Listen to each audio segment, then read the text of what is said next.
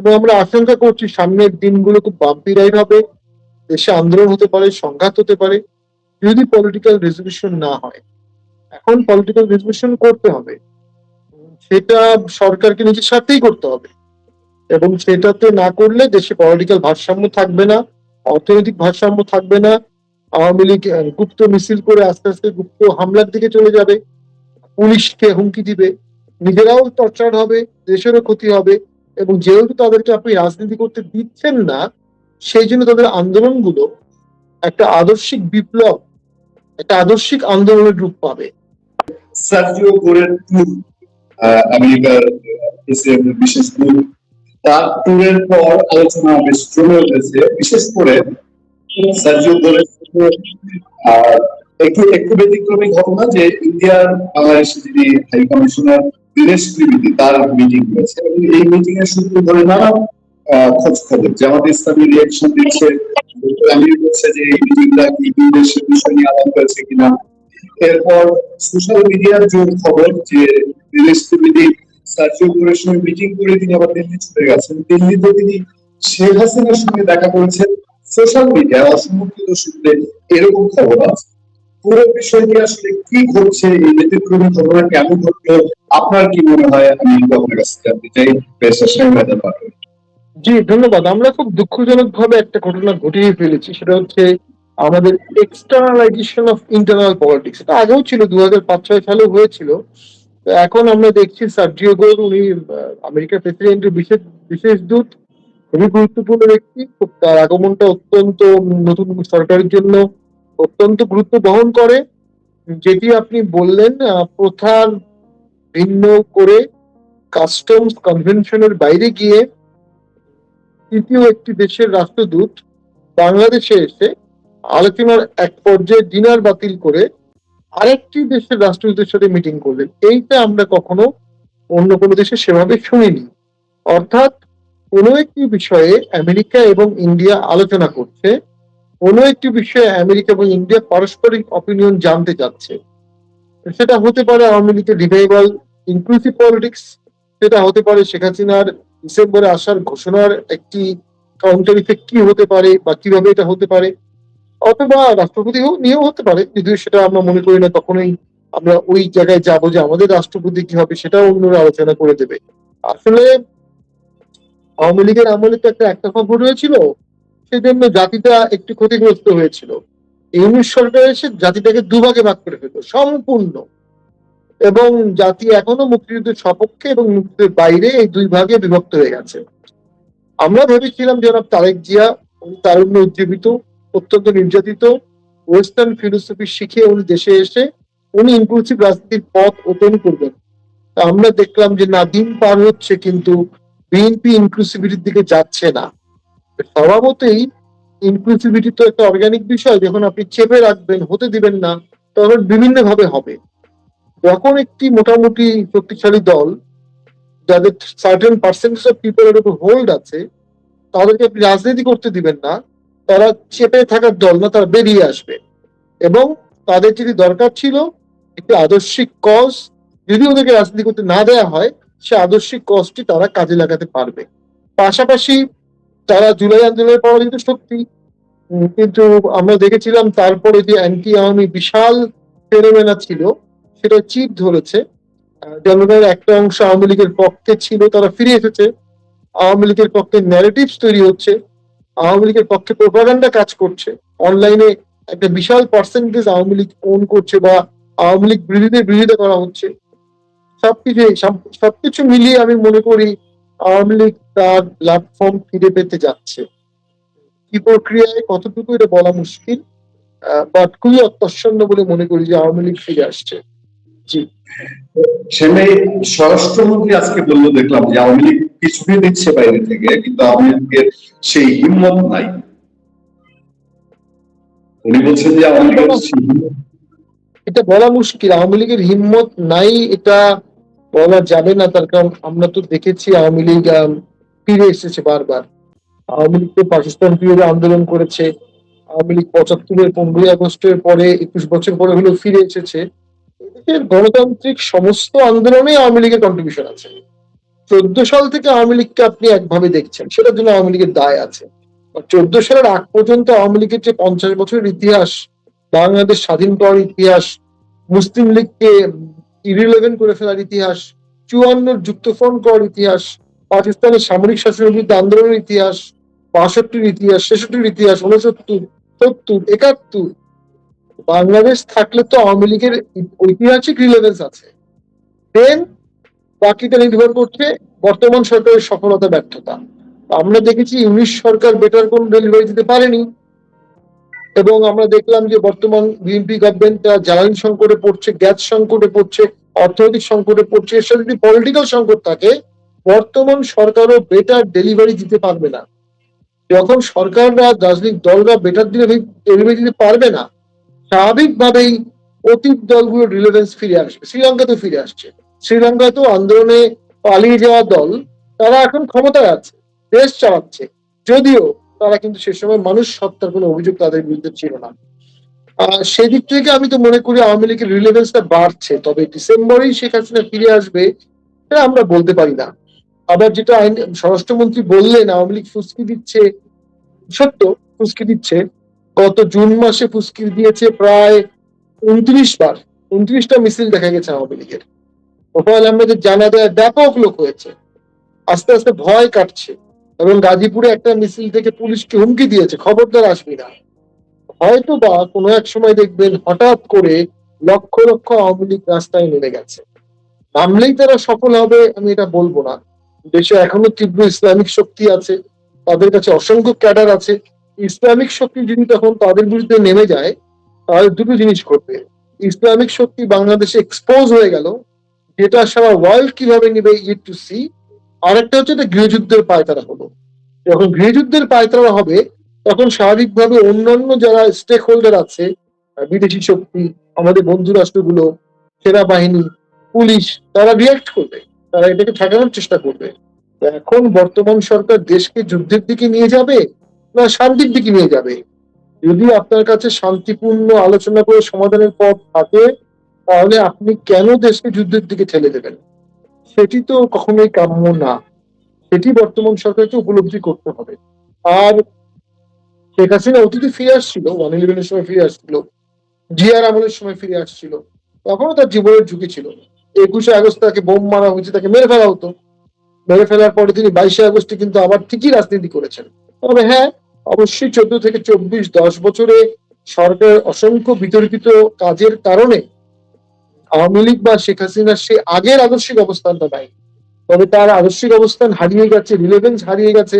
তিনি বঙ্গবন্ধুর মেয়ে, আওয়ামী লীগের বর্তমানে সভানেত্রী। আওয়ামী লীগ যথেষ্ট জনপ্রিয় একটা দল, এখনো হার্ডকোর দল।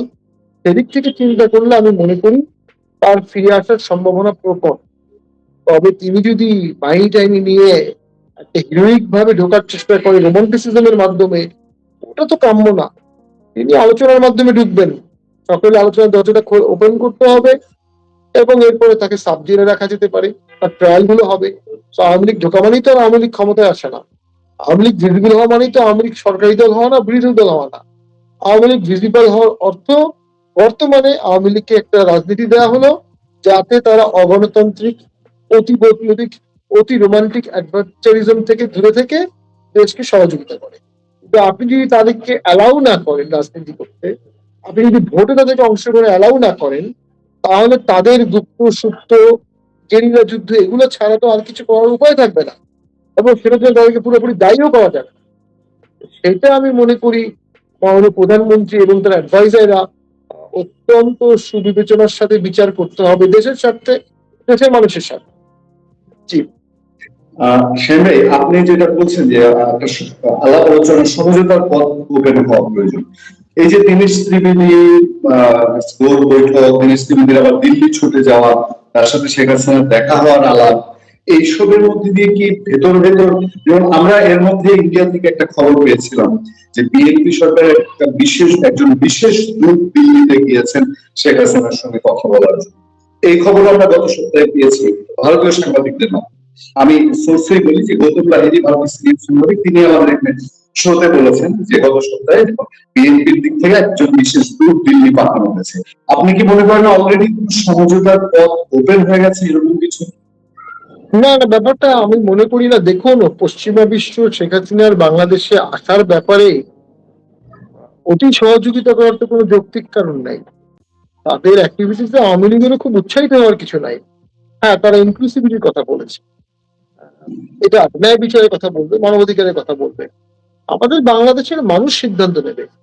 বাংলাদেশের মানুষের একটা অংশ এখন আওয়ামী লীগ করে, তারা বিগত ভোটে ভোট দিয়েছে, কেউ কেউ তারা ভোট দিয়েছে এই এক্সপেকটেশনে যে বাংলাদেশে সকল দল রিভাইভ হবে। একটা রাজনৈতিক দল রিভাইভ না হলে পলিটিক্যাল ভারসাম্য নষ্ট হয়ে যায়। তার একটা উদাহরণ আমি দেই। এই জুলাই আগস্ট মাসে এনসিপির নেতৃবৃন্দ পথঘাটে অপদস্থ হচ্ছে, ধাওয়ার শিকার হচ্ছে, ঢিলের শিকার হচ্ছে, মারার শিকার হচ্ছে জুলাই মাসে। তাহলে কি ভারসাম্য নাই? যখন ভারসাম্য থাকবে তখন একটা ডিভিশন হবে, তখন একটা প্ল্যাটফর্ম হবে, তখন জোট সবগুলো কাজ করবে।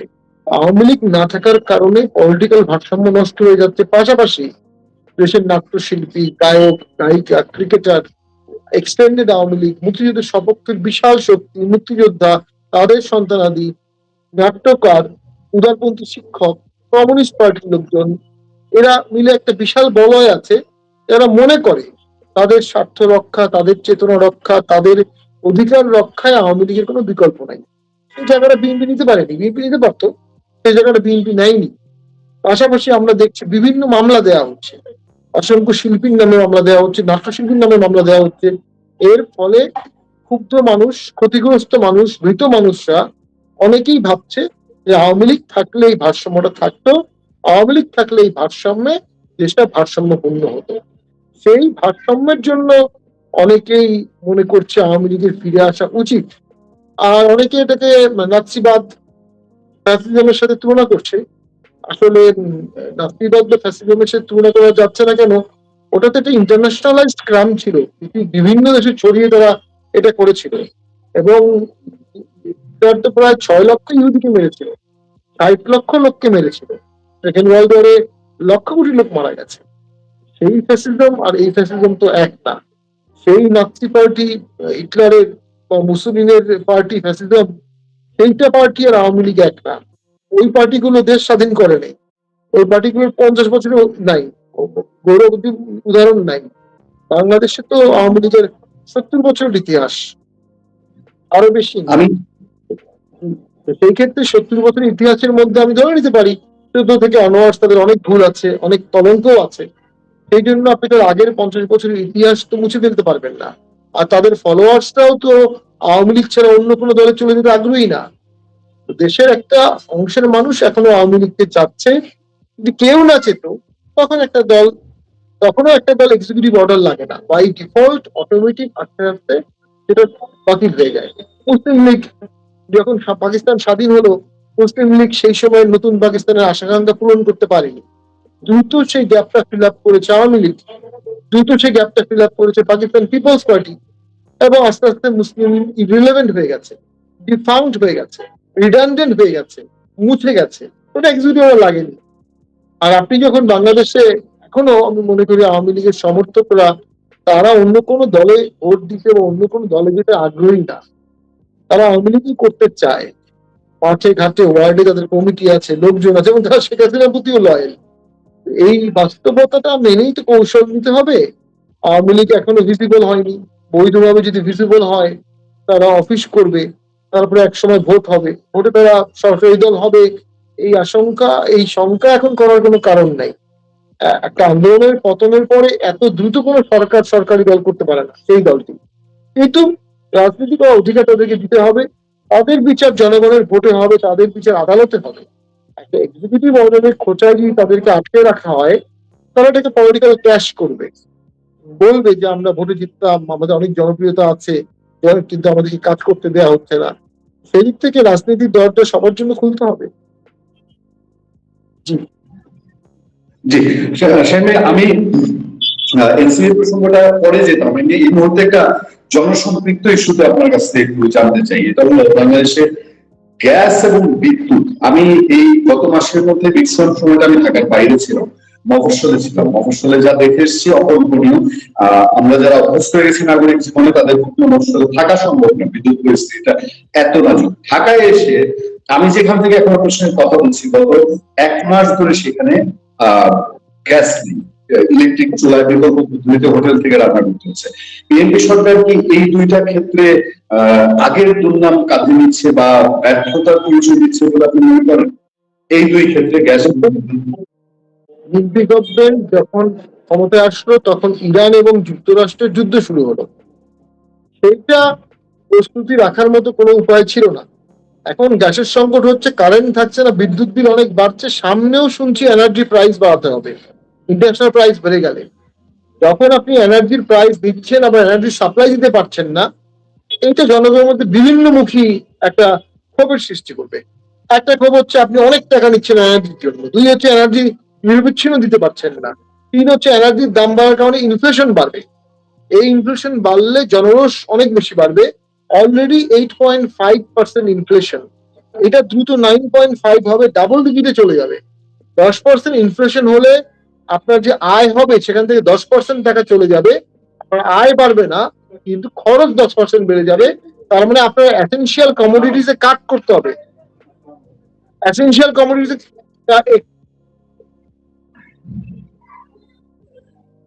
একটা এসেনশিয়াল কমোডিটিসে কাট করতে হবে। যদি এসেনশিয়াল কমোডিটিসে কাট করতে হয় তাহলে স্বাভাবিকভাবেই মানুষ ক্ষুব্ধ হবে, আন্দোলনমুখী হবে। তখন যে কোনো রাজনৈতিক দল যে আন্দোলনের ডাক দিবে সেখানে জনসম্পৃক্ততা হবে। সেই আন্দোলন ট্যাকেল করা যে কোনো সরকারের জন্য খুব কষ্টকর হবে।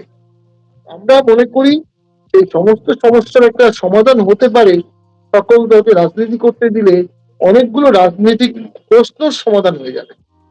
জি শ্যামের সবশেষ প্রসঙ্গ, আমি আগে আপনাকে এনসিপির প্রসঙ্গ তুলেছেন। আপনি যেমন শহরের মধ্যে আছেন যে আওয়ামী লীগ ফিরবে, অনেকেই অনেকেই মনে করে, মানুষ সাধারণ মানুষের ধারণা যে আওয়ামী লীগ ফিরবে, আওয়ামী লীগের ফিরতেই হবে। ঠিক এরকম ভাবে আপনি যদি বলি যে এনসিপির ভবিষ্যৎ, তাহলে আপনি কি বলবেন? Number one. আর নাম্বার টু হচ্ছে আপনার দল জাতীয় পার্টি। আমরা এখন জানি সারা দেশে, বিশেষ করে উত্তরাঞ্চলে, তারপর কক্সবাজার, চট্টগ্রাম অঞ্চলে, বরিশালে কিছু জায়গা, বৃহত্তর ময়মনসিংহে জাতীয় পার্টির এখন ওই যে আওয়ামী লীগের যেরকম একটা ভোট ব্যাংক জাতীয় পার্টির আছে। জাতীয় পার্টির ভবিষ্যৎ কি, এটা যদি আমি আপনার কাছে প্রশ্ন রাখি। জি ধন্যবাদ। এই একটু বাইরে একটু থামতে বলেন।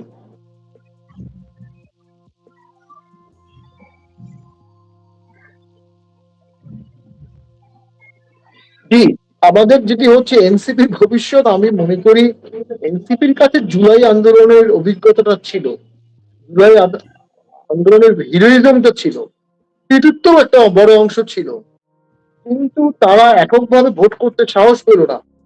অর্থাৎ তাদের মনে হয়েছে তারা এত বড় আন্দোলনের পরেও, আওয়ামী লীগের পতনের পরেও তারা ভোটে জিততে পারবে না। এবং তখন কাদম্বনি মরিয়া প্রমাণ করলো কাদম্বনি মরে নাই। অর্থাৎ আমরা সবসময় বলতাম এনসিপি জামাতের এক্সটেনশন, এনসিপি জামাতের অঙ্গ সংগঠন, দেখা গেল এনসিপি এক্স্যাক্টলি সেই কাজটাই করলো, তারা জামাতের সাথে অ্যালায়েন্স করলো এবং এটা তারা দীর্ঘদিনের জন্য একটা জামাতি বা স্বাধীনতা বিরোধী বা একাত্তর বিরোধী আবহাওয়ার মধ্যে চলে গেছে। সো তাদের যে বিশাল সমর্থন বেশ ছিল সর্বদলীয়, সর্ব অংশীজনের, সেটা কমে ছোট হয়ে গেছে এবং সামনেও সেটা খুব বেশি ভালো হতে পারবে না। কারণ তারা মন্ত্রী ছিল, অনেকে মন্ত্রী হিসেবে তারা খুব দক্ষতা দেখাতে পারেনি, এমপি হিসেবে এখনো পার্লামেন্টে বা বক্তব্যে বা তাদের কাজকর্মে তারা দেখাতে পারেনি এবং তারা অযাচিত ভাবে অসংখ্য স্টেক হোল্ডারের সাথে তারা দ্বন্দ্বে জড়ায় পড়েছে।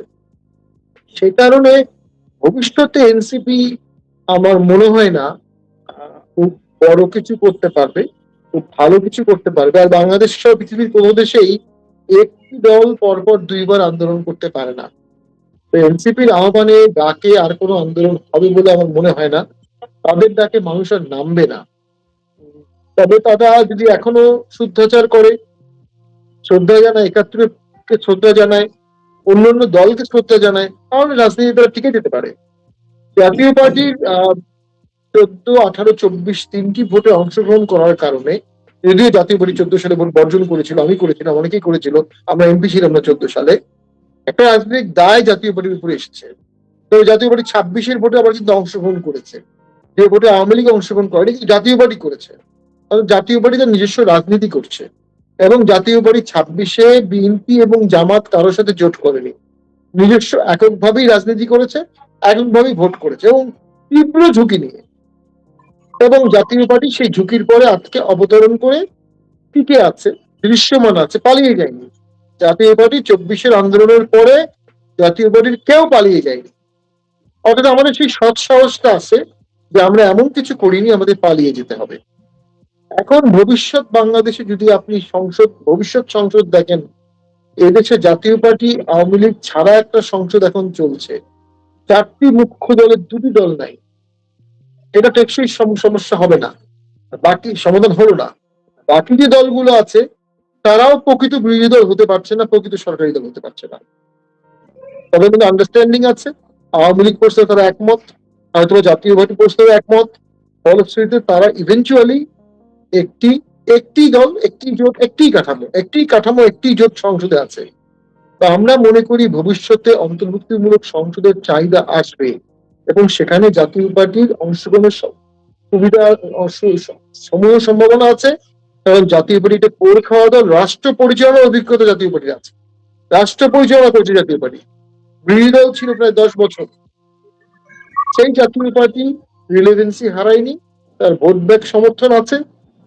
যেহেতু জুলাই আন্দোলন পরবর্তী একটি সময়ের ভোট, এবং ভোটটি ইঞ্জিনিয়ারিং ছিল, ইউনুস গভর্নমেন্ট, বিএনপি, জামাত সকলে মিলে এই ভোটটা করে, ইলেকশন কমিশন সকলে মিলে এই ভোটটা করেছে যেন জাতীয় পার্টিকে 1% ভোট না দেওয়া হয়, এবং জাতীয় পার্টিকে যেন একটিও আসন না দেওয়া হয়।